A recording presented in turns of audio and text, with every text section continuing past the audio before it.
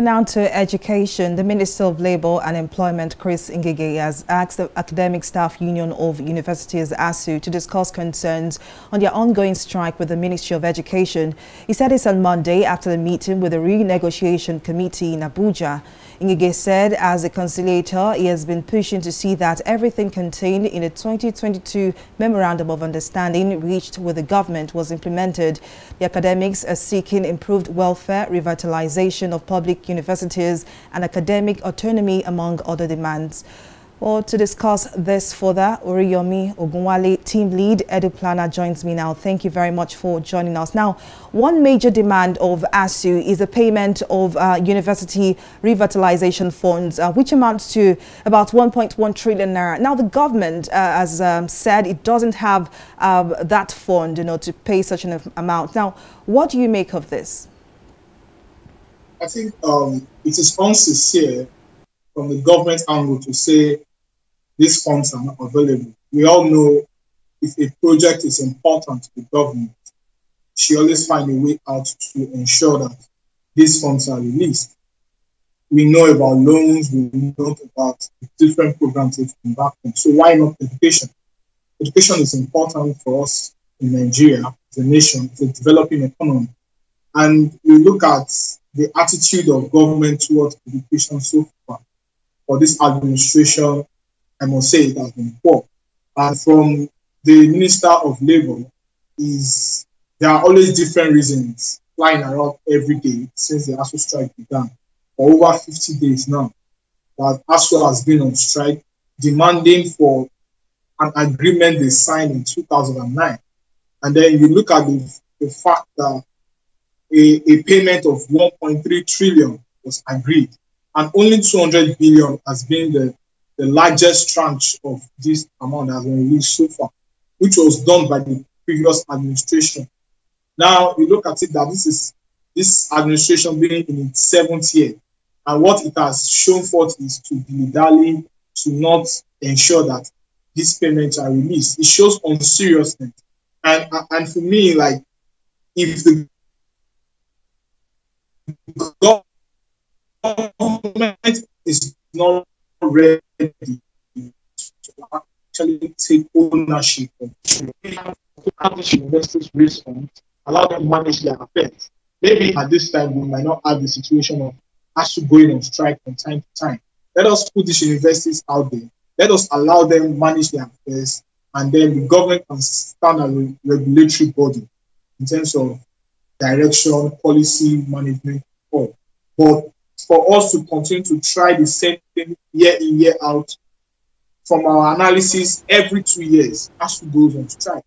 This is something that is destroying the lives of youth, the lives of young Nigerians. We have over 1.8 million. So what I think the government needs to do is they need to be able to answer university education and allow universities autonomy to take force so that we can stop the recurring trend of ASUU strike that happens every 2 years.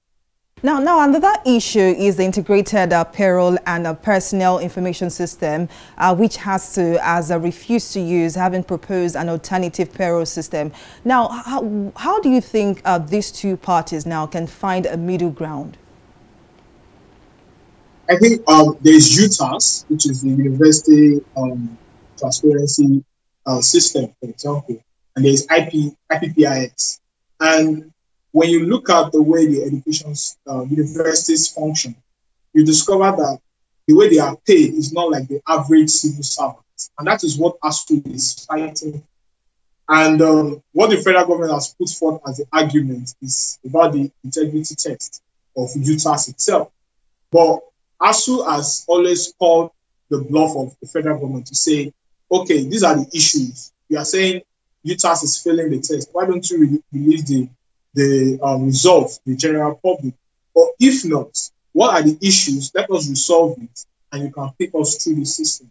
So we have to understand that the education on its own is a sector on its own. So universities also have to be able to have this autonomy to make their own decisions on their own. And it goes back to the first discussion we had earlier. It's about control at the end of the day. the government will play a better role in university education when it adopts policy regulations, and they can serve as a policy regulator.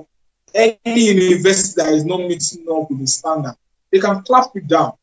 But to say you want to control and not release funds, and at the same time, the government wants to make the university system use the IPIS, which has been riddled with corruption, which has been riddled with non-early payment of staffs. So what about other payment that could be made, which is what ASUU is fighting for? But what I think is the middle ground here is that I think the federal government can budge a little on this issue to allow the integrity test that it has been clamoring for to be done on returns. And then when there's a system, it's all about the federal government still controlling it at the end of the day. Just that this time around, ASUU university system can be in charge of understand the system. What we must appreciate about ASUU at this stage is that remaining labor force that can hold the government to account in Nigeria today. And it is very important. I think these are the last line of defense for education in Nigeria. Once this falls apart, I think that's the end. The federal government is not doing Mr. Oriyomi Ogunwale, I'm sorry, is this much you can take on the topic, but thank you very much for your contribution. Thank you.